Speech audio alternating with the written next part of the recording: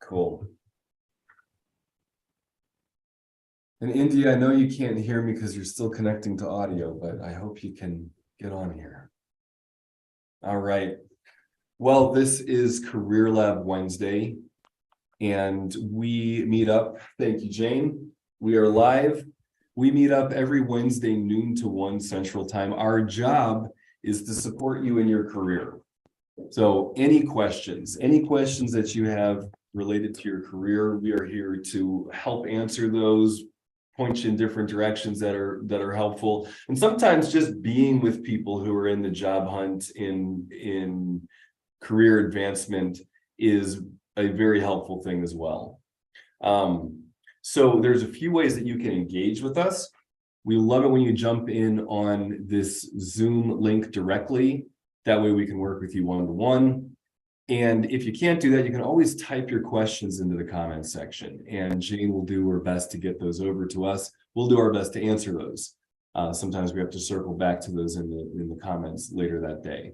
But now, if you've been joining in with us the past month, we have been honored to have with us Drew Allison, a student in the MBA program at the Wright Graduate University, and somebody who has had an exciting career and is currently in transition, so has been vulnerable and sharing with us his journey in that process. So really appreciate you, Drew. Appreciate you joining in. And I want to say, before passing it off to you, Drew, the way that Wright Foundation, that we approach work and approach the interview process, approach your career overall, is that your job is a place for you to develop. What is the environment that you can put yourself in that's going to help you reach your potential? And so that often helps when you might be at a company that's not a great fit for you, totally. And when you're if you're looking at other companies, then what can you be doing in the company that you're currently in that would help you develop? That might be saying some things that are uncomfortable to say, but that are in alignment with you and what you want to develop, that might actually serve them, and make it clearer whether or not it's really, the place for you. But it helps you get more data to engage with wherever you're at, in your current company, and helps you get more data about yourself and what really matters to you. Oftentimes we think we know what's going to make us happy, but all research shows that we kind of suck at knowing what makes us happy.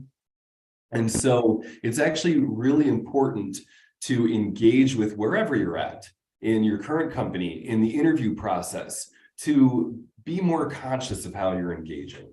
And so I just wanted to throw that out there. We're going to dig into that more. But Drew, I want to pass this over to you, and would love to have an update from you and for you to share about your journey in the interview process and how you build rapport with people, as well as just updating us. And welcome, Lovest. Good to see you. Great to have you here. So Drew, how's it going? It's going good, George. Thanks so much for having me. As always, it's a real highlight of my week to be able to spend time with everybody here and to talk about career growth and career transitions and job changes and all that stuff that, whether you're currently in a role or you're actively looking for work, it is ever present. And if it's your first time with us for a little bit, just to give you a little update. So I've been in sales my entire career. I've in one way or another, I've been selling a product or a service for the past 20 years. And most recently, I've been in the insurance industry. And I started as a producer selling personal lines insurance, worked my way into a sales manager role, eventually a director role. And most recently, I was the vice president of personal lines for an insurance broker here in Illinois. And I found out just before the holidays that my position was being eliminated. And the rug got pulled out from under me, and it was a total. I'm not going to say it was a total surprise, because I've been in business long enough to know that I can, everything you should be able to anticipate pretty much anything happening, because it can and will. But it was the first time something like this had happened to me, and it was a real emotional check. I felt a variety of emotions deeper and faster and harder than I had before. I was really angry for the lack of agency I had in this decision. I wasn't like I got a chance to fight for my job or to potentially transition into another position. I was really hurt by the rejection of it, and really scared of where I'm going to go next. And fast forward 5 weeks, and those emotions are still there. They're there every single day. But what I'm doing is I'm using my sales training to provide a process for myself to be organized and consistent with my activity, so that way I can continue to be on the job search even as I'm experiencing these emotions. And being able to balance, not try to suppress the emotions or get rid of them, but really embrace them as part of my experience, has served me really well. And an example of that, I was interviewing with a financial institution for a financial advising position a couple weeks ago, and I almost started to cry in the interview because I was talking about a surgery I had had earlier in my life, and the way my family had rallied around me. And we were talking about the importance of family in terms of careers. And he asked me, what my relationship with my family was like. And I told him this story, and it got more emotional than I ever thought I would interviewing for a financial advising position. And so it's been a real roller coaster in a lot of ways, but lots of positivity, lots of things that I'm looking at, especially at this stage. So I've been at it for about 4 weeks. I've applied to over 65 jobs. I've had about a dozen first interviews or discovery calls with recruiters, and I've had five or six proper interviews with positions that I'm seriously considering.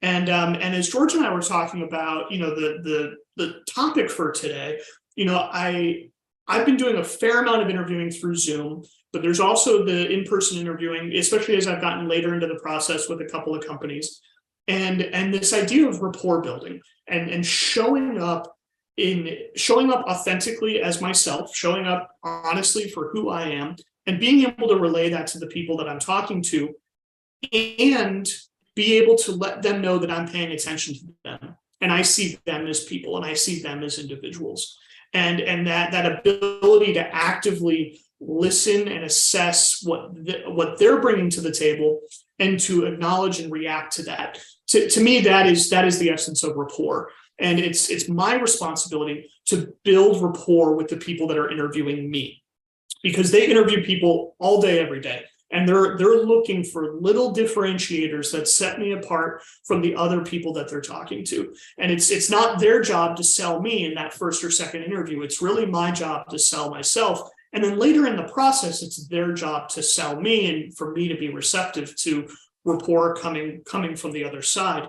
And one thing, I think I may have even mentioned it once or twice here, but one of the key pieces of advice I've always gotten in terms of rapport building is, if you can get the interviewer to talk about themselves, they're going to have a positive memory of that interview. People love talking about themselves, and it's I'm sitting here doing it right now, and it's a good thing. We like to talk about why we made decisions that we made, and why we're in a position that we're here, and more importantly, why we stayed and how we've grown. And getting interviewers to talk about that kind of stuff is it's tricky, because they're often distracted by the things that are on their to-do list, and so it's finding little ways. And first and foremost, I'm always looking at context clues. I'm looking for things in their Zoom backgrounds, their clothing, their LinkedIn profile, looking for things that can tell me, okay, is this person, is family really big in their life? Is travel really big in their life? Is it sports? Is it their the college they went to, whatever it might be, and try to have a couple pieces of data in my back pocket going into that conversation.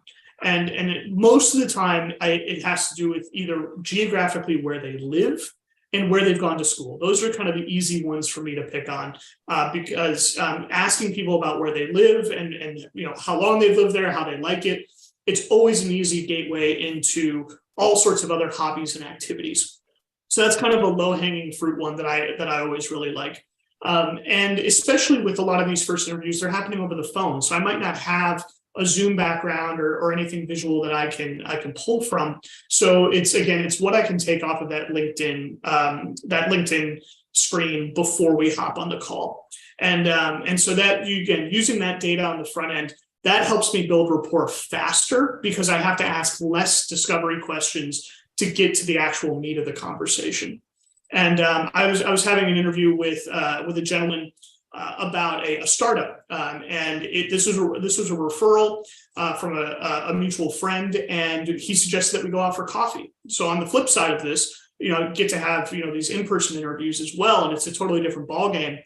And I showed up for coffee, and he had gotten there first, and he was sitting on a couch that had no seat across from it. It was a couch along a wall, and I was supposed to sit next to him on the couch. And if you picture any interview you've ever done, you very rarely are sitting shoulder to shoulder with somebody and having to turn and talk to them like this. I was completely thrown off my game. I was like, what am I supposed to do with this? And I see George laughing, it's, but sometimes, you got to roll with the punches. And, but what did that tell me about this person?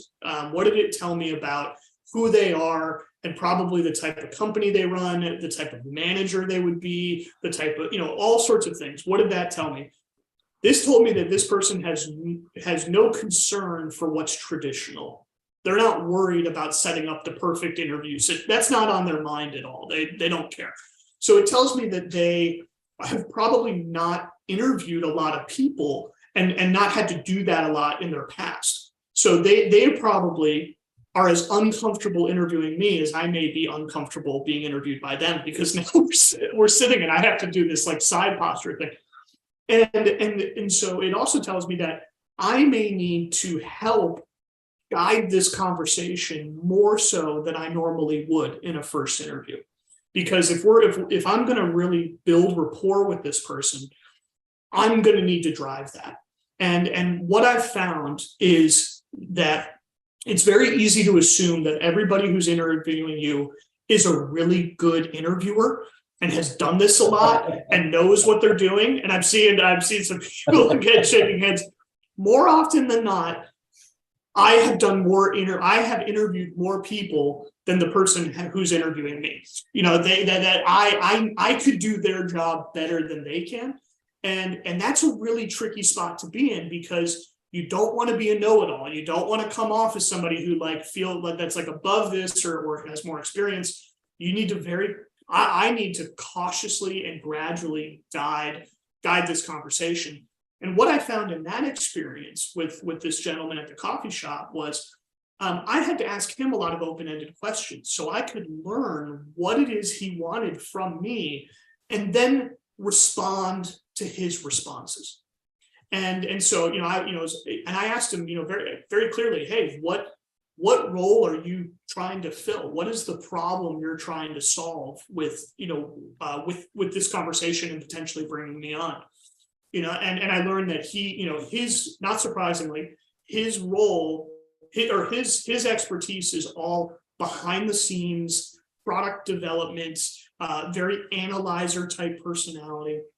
And he needed somebody who could take all of that and put it in a really pretty package and sell it to the clients. He needed that face for the company. And so my role then was to show him how I could be a face for him and a face for his product.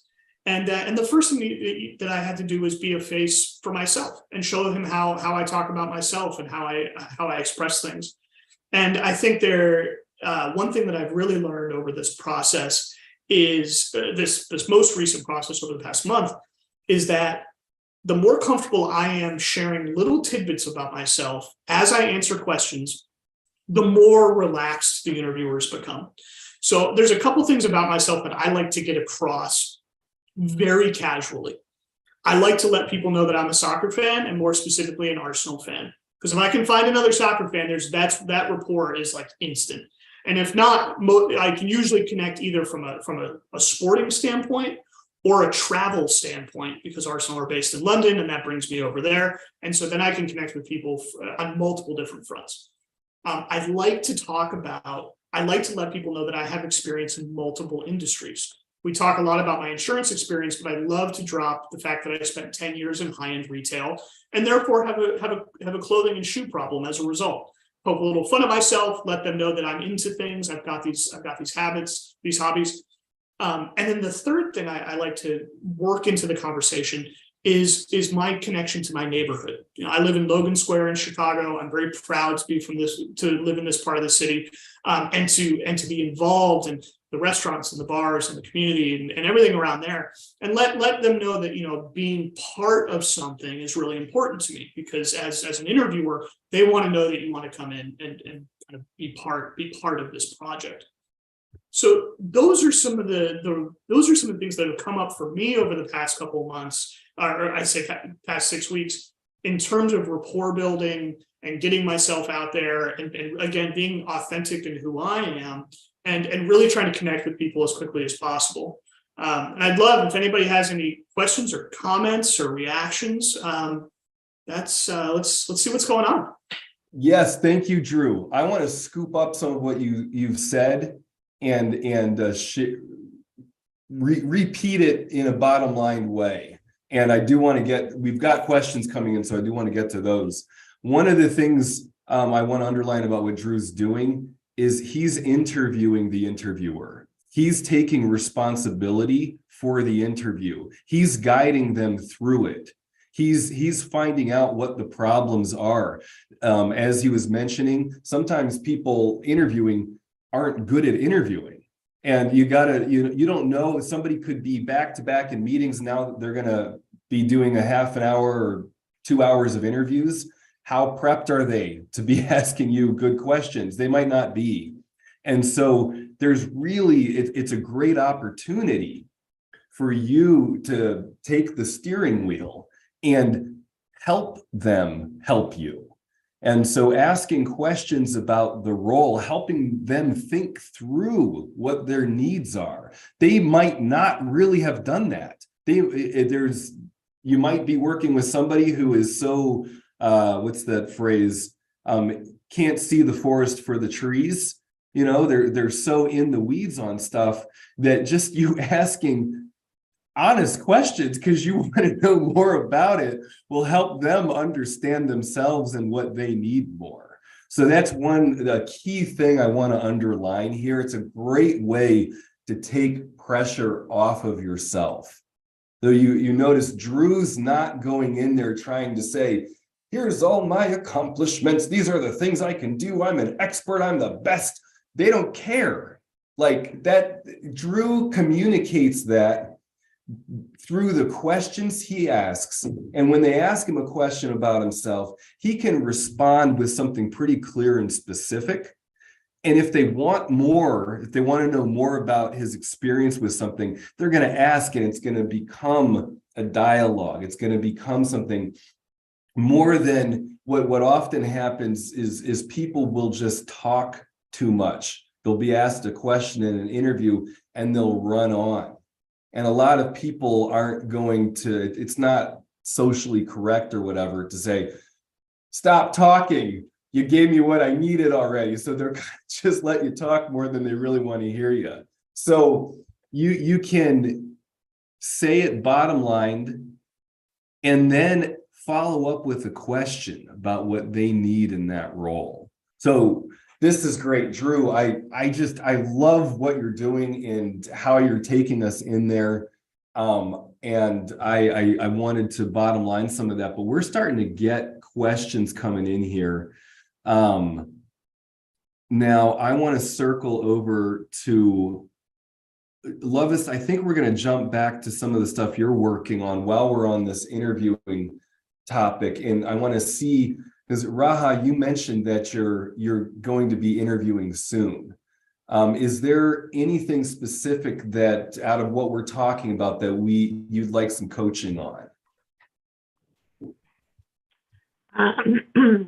I mean, Yeah, I like the fact that it's more about creating a conversation instead of feeling like it's just, yeah, like you're being interviewed. Like it's it's connecting with the interviewer um to figure out if you're a good fit for the position.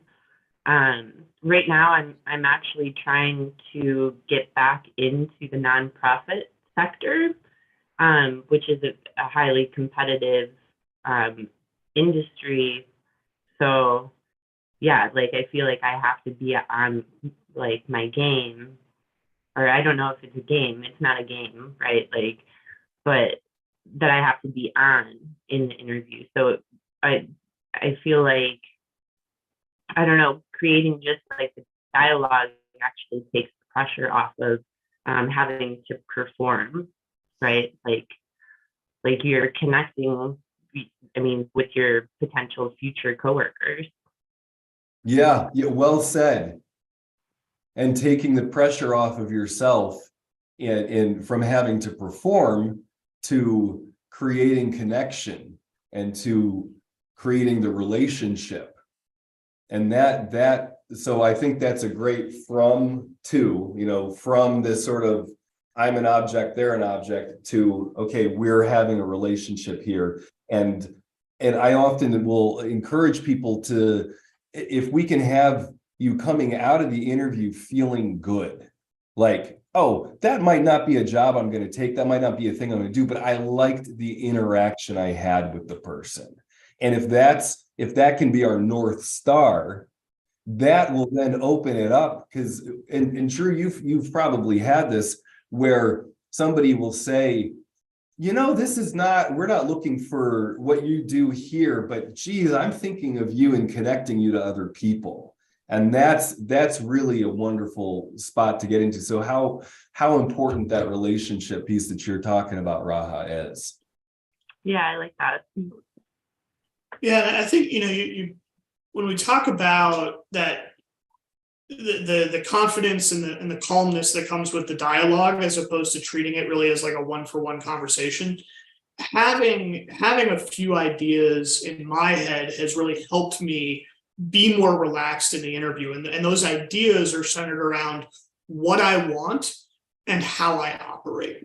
So when people ask me questions, I've got not bullet points that I'm going to read off a page or a script that I have, but a loose outline of things that I want to touch on.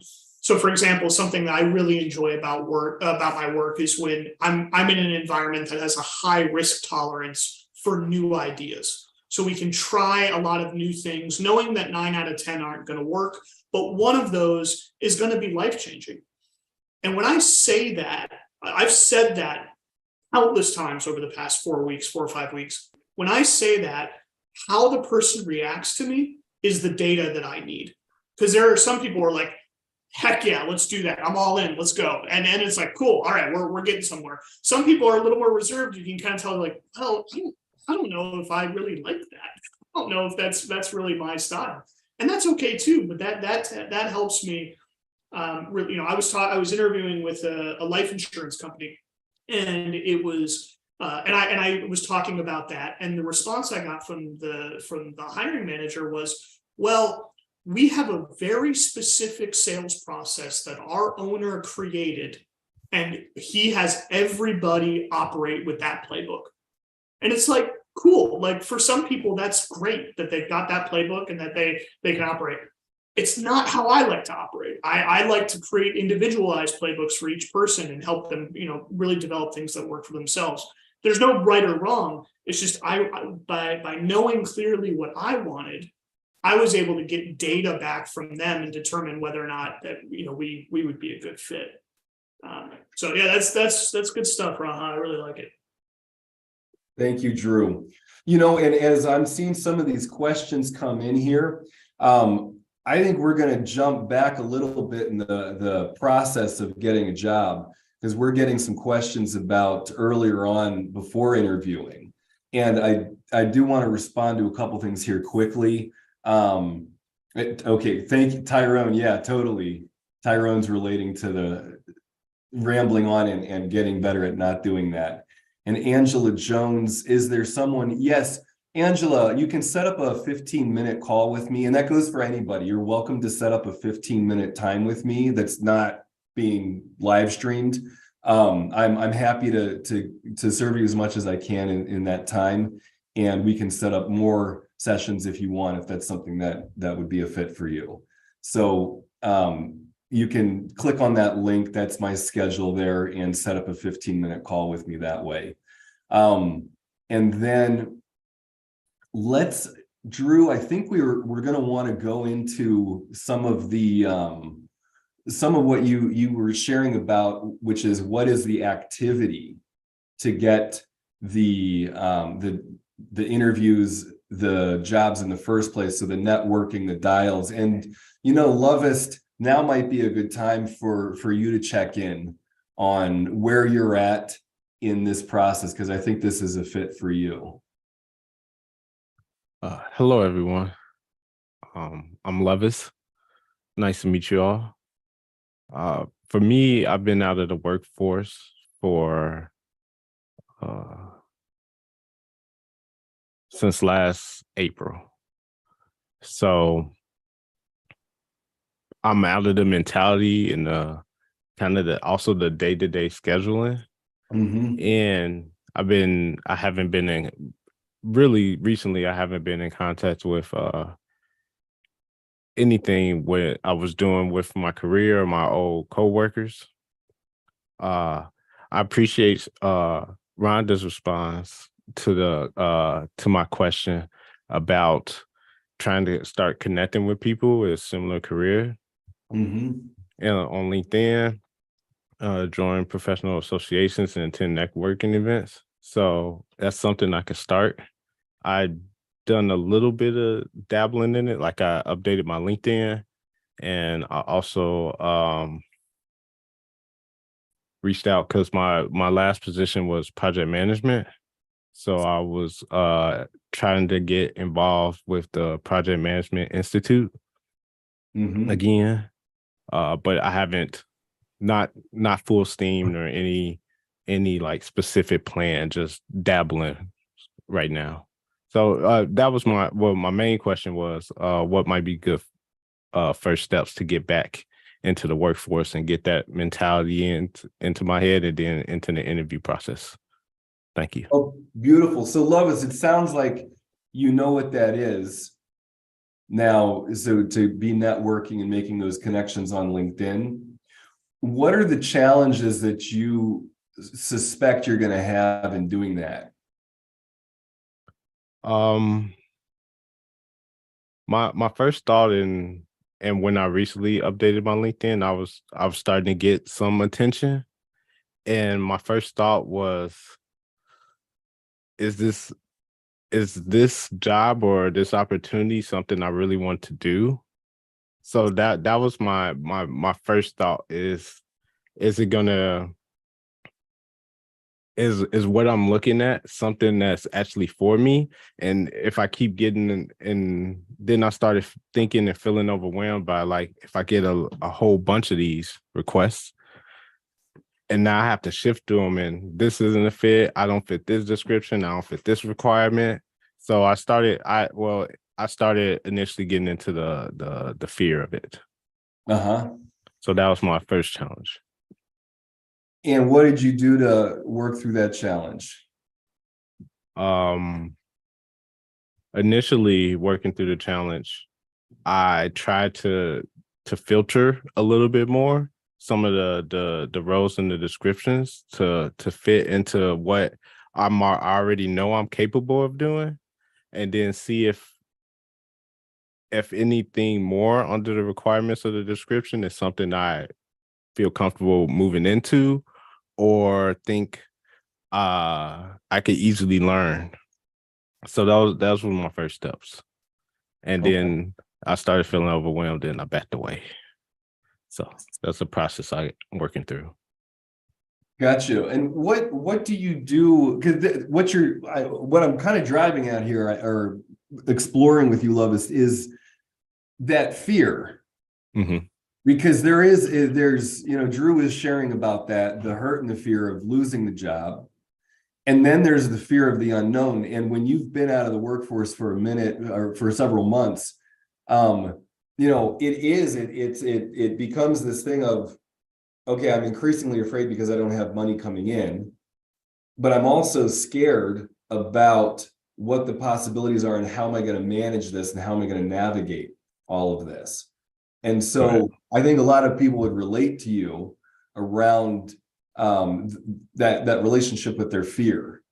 And so what is it that you do with when you're noticing your fear around this stuff?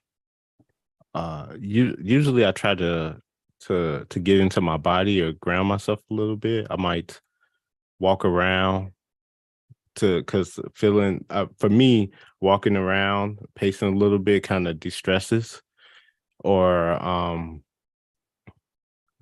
do something else that might be a little comforting, like drink some tea, something to relax and keep in with my body. That's what I usually do. Uh-huh. Okay, cool. And that, yeah, moving from that, being able to soothe ourselves when we're in discomfort. I mean, that is a skill. That is a thing that not all of us, were taught really. So I like that you're underlining that. And, that's another thing too. That's one reason why we have this is connecting with people who are in the process of doing what you're doing. That is a helpful thing. And you get to be, know that you're not alone in the journey. Oh, Thank you. Yeah, you bet. Lovis, is there anything else that you're wanting? No, not the time. I think being in the space with you all, to talking about it and having the conversation is helping to get me back into that mindset as well, and creating future plans. But if I have something specific, I will ask again. Thank you. Okay, cool. Yeah, and you're welcome to sometimes people use this group and will say, okay, between now and next Wednesday, this is the one thing I'm going to do, or the one thing I'm going to do differently. And they can check back in and say, this is what I learned from what I did differently. So feel free to use this that way. And that goes for Lovist and everybody who's viewing in through LinkedIn and YouTube. Love the stuff that you're sharing. Tyrone, again, thank you for sharing. And Angela Jones, I hope, Angela Jones, that you're getting some of your questions answered just by what Love has shared now. So we'll stay in touch on that. So I want to do a quick room reset here. Career Lab Wednesday. We're here every Wednesday, noon to 1 p.m. Central Time. If you're just joining in, there's a few ways for you to engage. We love it when you jump in directly on the Zoom link. We can talk and interact this way. If you can't totally get it, you can type your questions into the comment section, and Jane will get those over to us. We'll do our best to answer those, integrate them, relate to what you're sharing, what you're working on. And Drew, what you were about ready to say something. Yeah, I just have a couple thoughts in terms of what Lovis was saying, and also Angela's questions as well. Because and I love the emphasis on acknowledging those emotions in our body and being able to care for it, and then using that to create a system and a process. Because I know that I'm going to have emotional responses. I know that I'm going to get a rejection email from a company that I was really excited to interview with, and I didn't even get an interview, and it's going to piss me off and it's going to hurt like hell. But I still need to keep moving. I need to keep this process going. So for me, it's setting concrete goals for each day and each week, because day to day things may come up, and I'm still working for my current company for another week, and so I've got responsibilities there. But knowing that looking for work is a job in and of itself. It's either a consulting job that you're doing a couple hours a week. It's either a part-time job that you're doing 20 hours a week, or it's your full-time freaking job and you should be spending 40 hours a week trying to find that next opportunity. But the problem is there's no boss. There's no one saying you need to go do this, right? And so for me, I outsource that a little bit. I've gone to my coaches. I've gone and said, hey, I'm finding myself falling a little bit short here. So I'm going to send you a recap email every Monday and every Friday and every Wednesday, we'll call it. And I'm going to let you know what activity I've done and how it's working and what thoughts I have. And it's not that I need you to respond to it, but I need the accountability of doing that. And anybody can fill that role. If you've got somebody professionally, great. But if you don't, a friend, a significant other, a family member, just be like, hey, I need you to help me hold myself accountable. So I'm going to be sharing this with you on a regular basis. And what I share is a very short little kind of, it's an ad hoc tracker that I developed that's super easy, right? I want to apply for 15 jobs a week. I want to have 3 first round interviews or discovery calls a week. And I want to have 1 proper, really good interview that I'm excited for, second round or third round every single week. And that's it. Those are my 3 pipeline. And that's the activity that I decided I needed to keep myself focused. Now to Angela's question, you need to know what you're looking for in order for the activity to be valid. Otherwise, you find yourself sitting on LinkedIn and applying to every easy apply job that you can possibly find. And then you get all these rejections for companies you don't even care about or jobs that might not even be qualified for.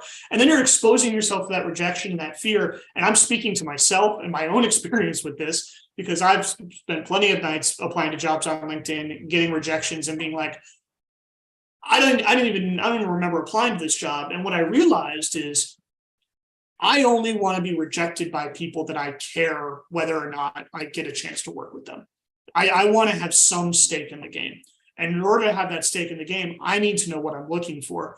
And Angela, you're in a position that I've been in 2 or 3 times now where I'm in an industry and I need to figure out how I translate that experience to another industry and sell myself as a capable person that can come in at, maybe not quite at the entry level, but a step or 2 up because I have transferable skills from my previous industry that are going to make me succeed here. And the best thing I can say for that, and it's the scariest option, but interview the people in your life, ask them what they think you do. George, what do you think I do as a job? Why do you think I like what I do? What do you see as positives about what I do? And if you can get 5, 10, 15 people to give you that feedback and you just keep track of it all and read it and assess it, you're going to get a much better idea of how people see you and what your personal brand is. And then you can use that to look for jobs that match those skills and those competencies. And I, again, speaking from experience, I challenged myself to do this. It was actually a challenge that I got from one of my professors to understand what my leadership brand was about 6 months ago and who I was as a leader. And then I used the same exercise to figure out, okay, who am I as a professional? And then I was able to figure out more about what types of jobs and things that I should be applying for. So that would be my biggest thing that I don't think we've talked about here yet, is that idea of using your network to ask questions to learn more about yourself. And you'll be surprised at all the awesome things people will say about you. And then you've got those little nuggets that you can use to say about yourself when you get into the interview situations. So there's a lot of value there. Drew, that is awesome. This is one of those sections that I just want to cut and put somewhere and make really easy for people to get. That is what you just shared is freaking gold. And you named it. It's uncomfortable asking people to tell you, basically compliment you, tell you what you're good at. I feel uncomfortable doing that. And I know that if I flip it around and you come and you ask me, I'm so happy to tell you. So whatever that is in ourselves, but that's really something. And there's research on that about where we're at as human beings developing on this planet, that for whatever reason, we're not good at seeing and knowing ourselves.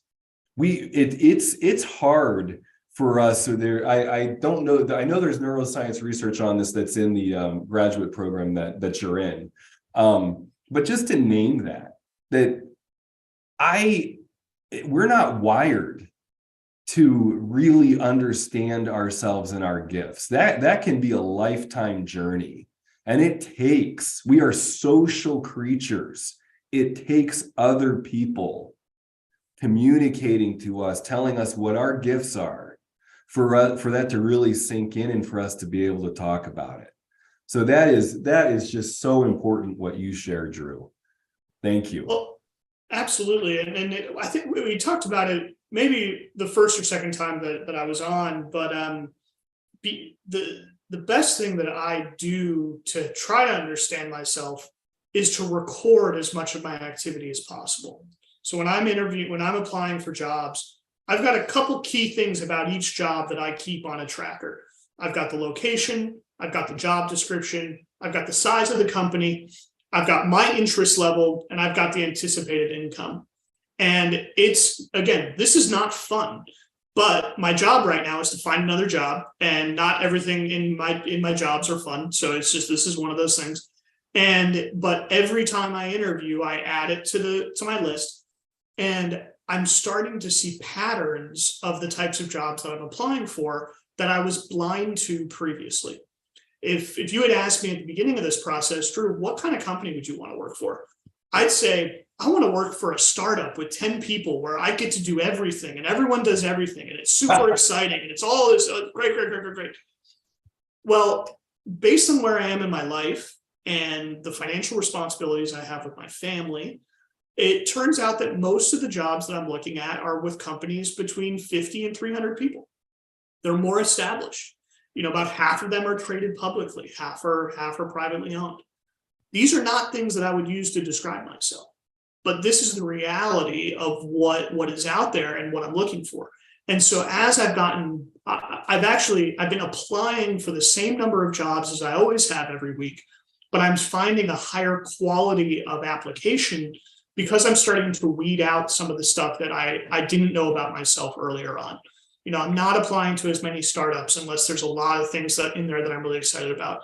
And I'm avoiding the rejection from those places and saving that rejection energy for other places in the process. So again, just kind of like being able to collect data on yourself it's a real skill, but it can be so enlightening. It's been so enlightening for me, throughout this entire process. Beautiful. Thank you, Drew. That's great. I'm one thing that we haven't, I'm curious about, because we are in this time of networking in person more, I think. Some people that I'm in connection with during the pandemic, it was devastating because they're used to going to trade shows, they're used to going to these events where they know the value of a face-to-face meeting. They're like, I will spend the extra time and money, fly down to Texas or wherever to be able to meet face-to-face with somebody, about whatever deal they're working on. And as we're, things are opening up again, people are traveling again. I want to throw this out there. We haven't really talked about this, but what's networking like now in person? What's going on out there? Are there events going on that you're going to, job fairs, whatever? Any response here? This is totally out of left field. I was just thinking about it while you were sharing, Drew. Yeah, it's a great question. I'm curious if anybody has any hot takes or thoughts on it. I do, but curious what might be out there. Well, as people are kind of. Oh, Rhonda, Go ahead, Rhonda. I used to be on the distribution list for Built in Chicago, and I feel like, I don't know if they're back to in-person events or not, but they usually have pretty decent in-person events, and they tend to all be downtown in the Loop, and they kind of travel to different different organizations. So that could be a place to start to look for an in-person event. I am on the board of the International Association of Business Communicators, and we've started to do in-person events. But what I do is so niche probably compared to what everyone else does, which is internal communications or corporate communications. But I'm trying to think, go back to your university. I bet that they're probably having network events again. I think DePaul is. And Okay, cool. when you went to those built-in Chicago events, what did you like about them? What was the benefit to you? Well, it's been a little while, but I think everyone's like, first of all, it had a huge turnout. So if you wanted to network and you wanted to work the room, you probably couldn't work the room in an hour and a half. Because they were only about an hour and a half, maybe 2 hours. But everyone was pretty forthcoming in terms of wanting to help if you were looking for a job, or could give you pointers, or just, it would just tend to be like a really kind of high vibration, like just positive group, and just wanted to interact and wanted to meet new people and were trying to expand their network. Now, for me, again, I'm a little different. Like a lot of those are techie people. I'm not techie. But it offered me an opportunity to practice. Sometimes it's kind of fun to be out of your element a little bit too, and like be surrounded by people. You're sort of like Jane Goodall, like observing and figuring out what's happening. Right. I love that. Exactly. I love that. And you know what? I mean, like I happen to go with like a couple other people, a handful of other people, but I think it is good to go by yourself because it kind of forces you to have to talk to people. And when you interview, it's like a cold call, right? You've never met this person. You probably researched them on LinkedIn. You probably researched the company.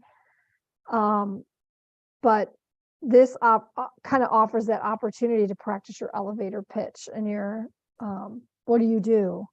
Tell me about yourself. Kind of hone that a little bit. Oh, right on. I love that. Thanks, Yeah, Rhonda. in-person events are tricky. There's a lot of fear that goes around with walking up to strangers and introducing yourself and meeting people. For me, I am constantly figuring out the shortest distance to get from A to Z.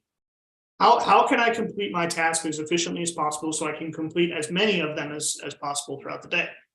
So in-person events freak me out because I don't know how successful they're going to be. There's such a gamut of how beneficial my time is being spent. You've got the commute time, you've got the time while you're there. Are there going to be people there that I want to talk to? Will it be conducive to having conversations that actually stick? So I have all these reasons not to do in-person events. But there's all these reasons why it's more beneficial, because, and this goes back to the neuroscience, we emotionally connect with people faster in person than we do over Zoom. So if we're trying to build rapport and connect with people, we can get it done in 2-3 minutes what might take 30 minutes over the phone. And so there's a real benefit to it. So I coach a lot of producers who their whole livelihood is based on sourcing leads and going to networking events and finding people that they can share leads with and send referrals to. And there's a couple best practices that I've kind of lived by that have been really, really helpful. First is, if the event is on LinkedIn, I look at the other attendees and I try to connect with them ahead of time. Yeah. And the best thing that I can do is loosely schedule or firmly schedule meetings with people at the networking event. Like if I see that George is going and I know I want to talk to George about his coaching practice, because I'm thinking about starting a coaching practice. And I say, hey, George, I see you're coming to this event. Are you planning on being there at the beginning, or are you swinging by a little bit later? I'd love to connect with you for 10 minutes while you're there. And my goal is to have two to four of those scheduled for each event, because that lowers the risk that this event is going to be a waste of my time and increases the chance of having rapport building, really successful conversations. So that's the first one. Rhonda, I think you want to add something to that. And I kind of going along with what you said, sometimes some of these organizers will purposely publish Mhm. who's attending so you can, and I think they even encourage you to find, like, go out and pre-introduce yourself to these individuals. 100%. When I was in the retail industry, I had to go to trade shows to buy product for us to put in our stores. And if my entire trip was not booked with appointments before I left, before I got there, I wasn't doing my job. Now, this is a little different where you want a mix of organic and pre-planned things. But yeah, the resources are out there to find out who else is going to be at this event, and making sure to take advantage of it is huge. The other thing that I like to do is have a reason to connect with them on LinkedIn in the spot when I'm meeting people at these events. Because I'm terrible with business cards. I never can keep them straight. I don't know who they are. They don't have pictures on them, so it doesn't help me.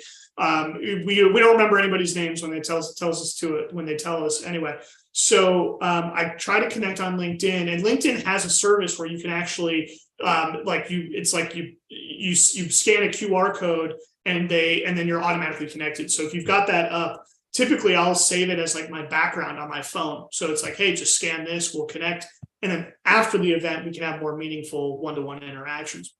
So that technology is incredibly helpful as well. And I gamify it. This is where, like, just going in and saying, okay, I'm going to try to meet as many people as possible is okay, but I'm going to go into this event and I'm going to come out with 50 new LinkedIn connections. Suddenly that's a game that I can win. And if I don't hit 50, if I hit 45, hell, I still have 45 new LinkedIn connections that I didn't have before.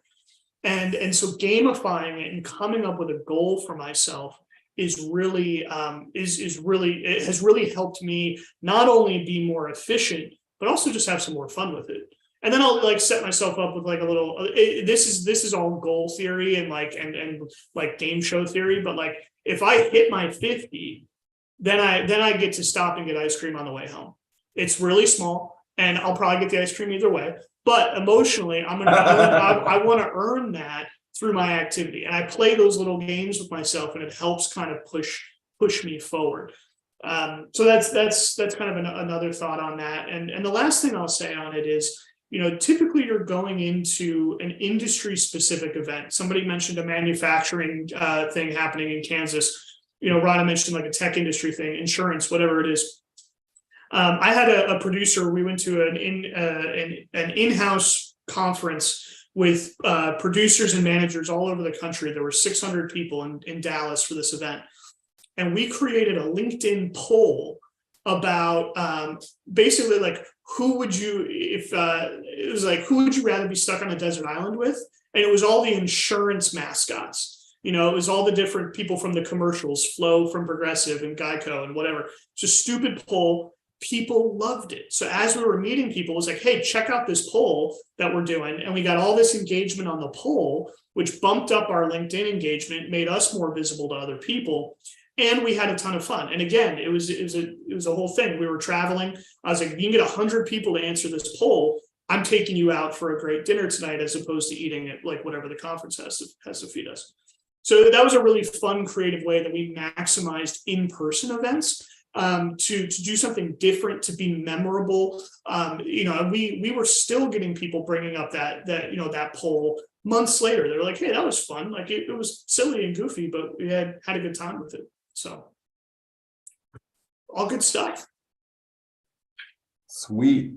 Well, I'm wanting to go to a networking event just to experience the aliveness and have the connection. So we'll see about that. So we are coming up on the end of our time here today. This is Career Lab Wednesday. Our goal, our job is to serve you in your career. We see your career as a pathway, a vessel for you to become who you can become. So whether you're starting out in your career, whether you're in the job hunt process, or whether you are in a company and you're wanting to level up and become a manager, director, VP, whatever. And what are the skills, what are the relationship skills that you need to develop to do that? That's how we serve you. So keep that in mind as you're going into your week. Where are the areas that you're challenged, and how can you grow there? What questions do you have about things that are you're struggling with? And I was thinking about, a lot of times people get bored in their position, and if that's you, you're probably not tuning into this, but just in case you are, then that's a sign that there's something for you to develop. Think about the existentialists that say there's no such thing as boredom, it's just anger turned inward. And so what can you be doing that's going to be bringing you more satisfaction? So things to hold as you are going into the rest of this week. And we've got 5 more minutes. Chess, if you're available, I'd love to hear from you and see what you're getting. If there's anything that we can help you with.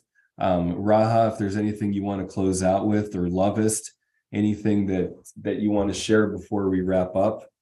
Rhonda, anything that you've got that you'd like to share before we close? Yep.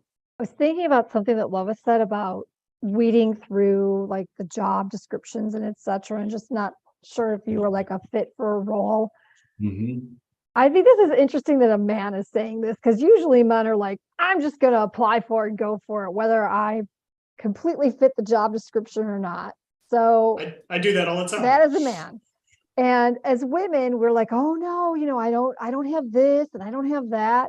And I started to reframe that and just start applying, because you know what? You're never going to be 100% fit for a role. You're probably like 95, 90. And a lot of times organizations will hire you knowing that they can train you to do these other 2 or 3 things that you've never done before. And you kind of need a stretch opportunity in a new role too. Yes, they're hiring you to do this job, but again, you are trainable. So look, if you can get to like filling 85% of that role or 90% of it, just apply for it. I've just started to reframe that, and I just started, I'm applying. I mean, assuming it's like a role that you would want with an organization you would want to work for. And Well, I just you. want to repeat Thank one you. thing that Rhonda just said, which was advocating for yourself being coachable. I am coachable. I'm not perfect. I don't have everything that you're looking for, but I have enough, and I'm highly coachable. And I think that's a beautiful sentiment. And if anybody is listening to this, you care about your development. You most likely are coachable, but you might not think to talk about it as a strength. And using that as something, as a feather in your cap, and being able to show times when you've been coachable. Huge, such a good point, Rhonda. Thanks for mentioning that. That's wonderful. We've kind of come full circle in a way, because going from being the expert that's going to, in an interview, say, here's why I'm exactly the right fit, I know how to do this. How long does that last in a job? Things are changing so quickly that a more important thing to get across is that you're flexible, is that that you're coachable, that you can learn new things, that it's not, you don't have to just stick with what you already know, because that's not that interesting anyway. And so that I like that we've come back around to that, and you can take the pressure off of yourself while you're interviewing, and have it be a relationship, have it be you discovering what they need, have them get to learn about you. And when you can communicate that you're coachable, that you're wanting to learn and grow, that is a very wonderful thing. We often say there's 2 things that people are looking for is, number 1, do you get shit done? Are you somebody who gets things done? Number 2, and they might not be aware of number 2, is, do they like working with you? Are you somebody that they want to be around? And so those 2 things, if you can get that across in your interview, you're doing well. And even if the job isn't a fit for you, the interview can feel good. You can feel good about yourself, and it could lead to other things. Yes. Yeah. Tyrone says you can get the interviewer to laugh. Totally. So thank you so much, everybody. Thanks for joining in. We'll be back next week. Career Lab Wednesday, noon to 1 Central Time every week. Let us know your questions. Let us know how we can serve you. And until then, take care, blessings, and we'll see you. Thanks, everybody. Wanda, Raha, Great to be Lois, here. Jess, thank you. Thanks, everybody.